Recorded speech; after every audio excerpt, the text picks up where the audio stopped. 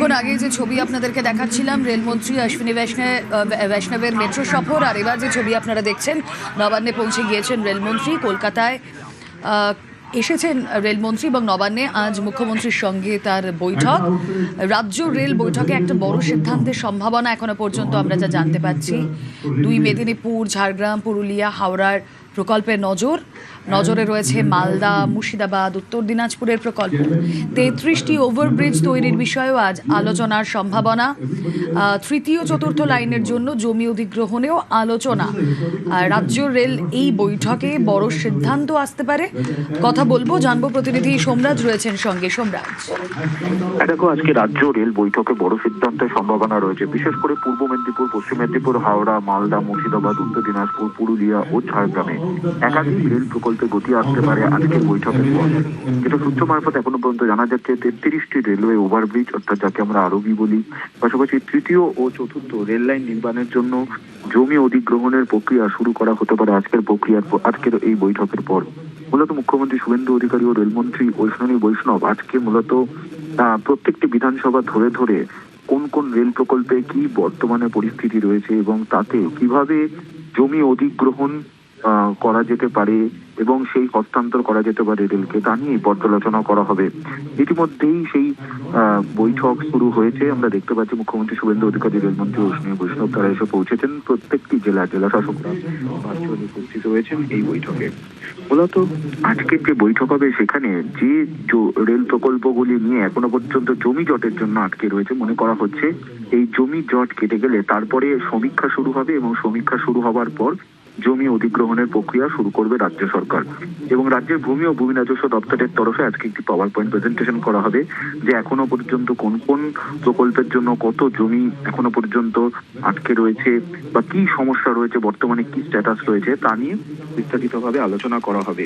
পাশাপাশি তোমায় জানিয়ে রাখি, দীর্ঘদিন ধরে যে রেল প্রকল্পগুলি আটকে রয়েছে, বিশেষ করে নবদ্বীপ ধাম, নবদ্বীপ ঘাট, ছাতনা, মুকুটমণিপুর সহ যে বেশ কয়েকটি রেল প্রকল্প আটকে রয়েছে, সেই প্রকল্পগুলি নিয়েও আজকে পর্যালোচনা করা হবে বলে সূত্র মারফত খবর। বেশ, আমার অপর সহকর্মী আবির ঘোষাল এই মুহূর্তে রয়েছেন সঙ্গে। রাজ্য রেলের এই বৈঠক, বেশ কিছু বড় সিদ্ধান্ত আজ গৃহীত হতে পারে এই বৈঠক থেকে। কি হতে পারে এখনো পর্যন্ত কি জানা যাচ্ছে, একটু জানার চেষ্টা করি আবিরের থেকে। আবির, বৈঠকের ব্যাপারে গত দুদিন আগে যেটি বলেছিলাম, এই রেল প্রকল্পগুলোর কাজে গতি আনার জন্য যাত্রীর সুরক্ষার দিকটা দেখা অত্যন্ত জরুরি। যাত্রী সুরক্ষার কথা মাথায় রেখে ভারতীয় রেলের একাধিক প্রকল্প রয়েছে যেগুলিকে কাজ শেষ করাটা কেন্দ্রীয় এবং রাজ্য সরকার উভয়ই মনে করছেন অত্যন্ত জরুরি বিষয়।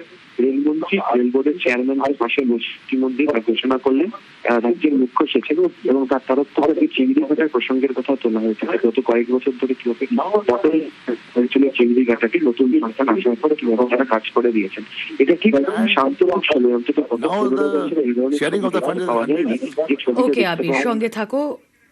It doesn't come to our mind what can be the reason why these projects were held up, because hardly any land acquisition is involved, and these all lead to seamless transportation and movement of goods and people from one point to the other, have a multiplier effect on the economy.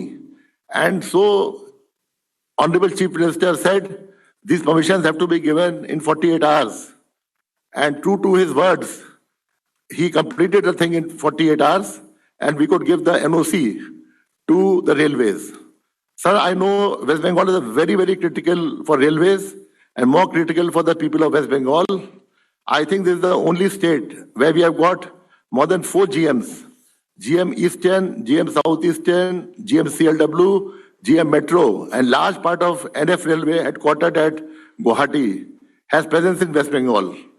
More than 2 crore of people are daily dependent on the railway network for their movement within the state of West Bengal. So Honorable Chief Minister asked us to have a special cell within our office to monitor the projects. So within the Chief Secretary's office, we have kept an IS officer of the rank of DM who is coordinating between the 4 or 5 GMs and the technical experts and the head of departments of the railways on daily basis. And he is following up with the DMs and concerned departments like forest, like PHE, like home, like land, and all the departments, so that follow-up is taking up in all these places. We, on behalf of the state government, assure the Honorable Railway Minister and the full team that we'll leave no stone unturned, and our hunger for development is insatiable. So we will take all the steps to proceed and extend more cooperation which Railways has ever seen or will see in any other state of the country. Thank you very much, sir.